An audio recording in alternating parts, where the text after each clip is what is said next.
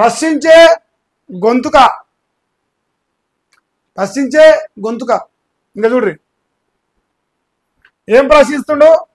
Tension supreme తీర్పుపై ఉత్కంఠ. ఇవాళే వంగ Gopal Reddy petition పై సర్వోన్నత న్యాయస్థానంలో విచారణ. 42% బీసీ రిజర్వేషన్ పై రానున్న స్పష్టత. అస్థినకు నిన్ననే 3 మంత్రులు ప్రయాణం. రాష్ట్ర ప్రభుత్వం తరపున వాదనలు వినిపించనున్న సింఘ్వి దవే న్యాయవాదులు.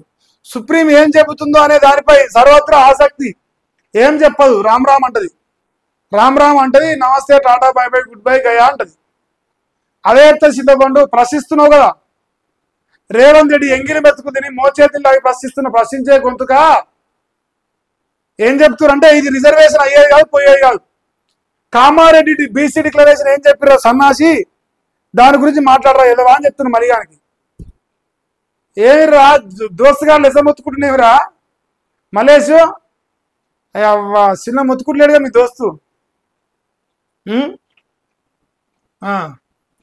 ఇంకేంది, టమాటా కిలో రూపాయ ఏమో వేసిండు పాప, రైతులు బాగా వేసిండు. ముగిసిన దసరా ఎఫెక్ట్ అట. జూబ్లీహిల్స్ కాంగ్రెస్ అభ్యర్థిగా నవీన్ యాదవ్ క్వశ్చన్ మార్కు. జూబ్లీహిల్స్ ఉప ఎన్నికపై కాంగ్రెస్ ఫోకస్. ఇప్పుడు ఇక్కడ ఎక్కడైనా హైడ్రా ఇల్లు కూలగొట్టింది, హైడ్రా అరికపూడి కానీ బొచ్చు కూడా విగలేకపోతుందని రాసిరా. ప్రశ్నించే గొంతా కాదా? ప్రశ్నించే గొంతే కదనే, ప్రశ్నించాలి కదా. మన ఎందుకు ప్రశ్నిస్తలేడు? రేవంత్ రెడ్డి బూట్లు నాకితే ప్రశ్నించాడు. ఆ విషయం బూట్లు నాకితే ఇప్పుడు ఆయన సోమశిలను ఏమో రాసిండు. చంద్రబాబు నాయుడు ప్రశ్నిస్తాడా? కమ్మ అంటే అమ్మ, బిఆర్ నాయుడు బెస్ట్ ఫ్రెండ్. చింతపండు మళ్ళీ టీవీ ఇప్పించింది బిఆర్ నాయుడే. అందువల్ల వాళ్ళు ప్రశ్నించాడు. కమ్మ అంటే అమ్మ అంతే, అంతులేని ప్రేమ ఉంటుంది. సిగ్గులేదురా సన్నాసి. అభ్యర్థి ఎంపికపై కసరత్తు పూర్తి. నవీన్ యాదవ్, సిఎన్ రెడ్డి, బొంతు రామ్మోహన్, అంజన్ కుమార్ యాదవ్లతో జాబితా ఖరారు. 4 పేరుతో కూడిన జాబితా అధిష్టానానికి త్వరలో జూబ్లీహిల్స్ అభ్యర్థిని ప్రకటించడం ఏఐసిసి. ఏం లేదు, మన్ను కూడా లేదు. ఏ ప్రకటించినా ఏం చేసినా లాస్ట్కి జూబ్లీహిల్స్ లా ఓడగొట్టుడే అవుతుంది. గెలుస్తారని మీరు నమ్మకం ఉంటే చెప్పురా నాకు, నేనైతే గ్యారెంటీ ఇస్తా, గెలవరని గ్యారెంటీ ఇస్తా. బాండ్ పేపర్ పెట్టుకున్న అవసరం అయితే. 7 ఓటేస్తారు కాంగ్రెస్ పార్టీకి, ఏం బీకిరని ఓటేస్తారు. అబ్బో,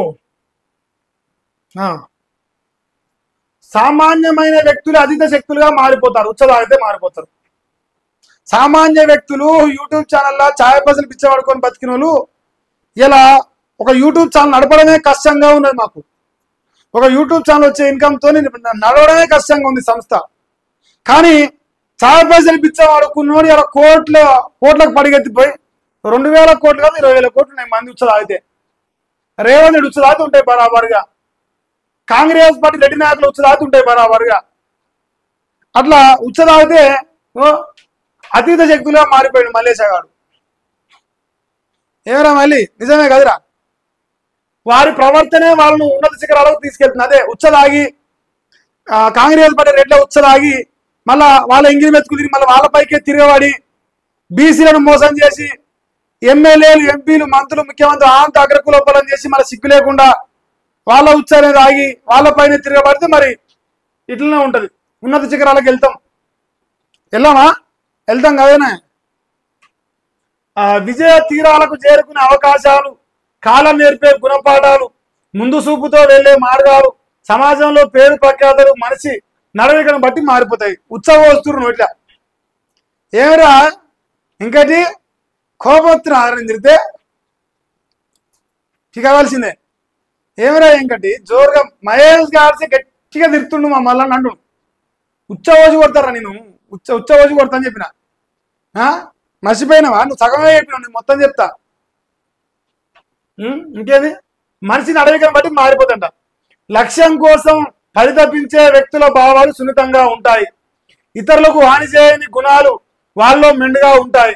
మనిషిలోని మానవత్వపు ఛాయలు ఆ పుట్టు మచ్చల్లా తీరుగా కనిపిస్తాయి. చీకటిని చీల్చే ధైర్యం, నలుగురికి వెలుతురు పంచాలన్న ఆరాటం ప్రతి మనిషి మదిలో మెదిలిన నాడు ఈ సమాజంలో మానవ సంబంధాలు దృఢంగా ఉంటాయి.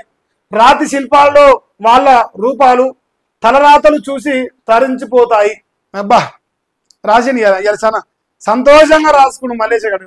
నేను మొదగాని నేను రేవంత్ రెడ్డిది కాంగ్రెస్ పార్టీ నాయకులు వచ్చేదాగినా నేను పెద్ద అయినా కోర్టు సంపాదించినా అట్లే ఉంది. నాకు అది అట్లే కనిపిస్తుంది. నాకు మీకు వేరే రకంగా కనిపిస్తలేదు.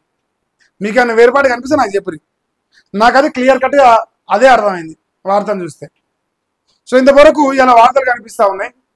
ఇలా పోలింగ్ ఏంటంటే హైడ్రా అంటే పేదలకే భయం, కాంగ్రెస్ నాయకులు భయం లేదంటే 96% మంది అవునంటారు.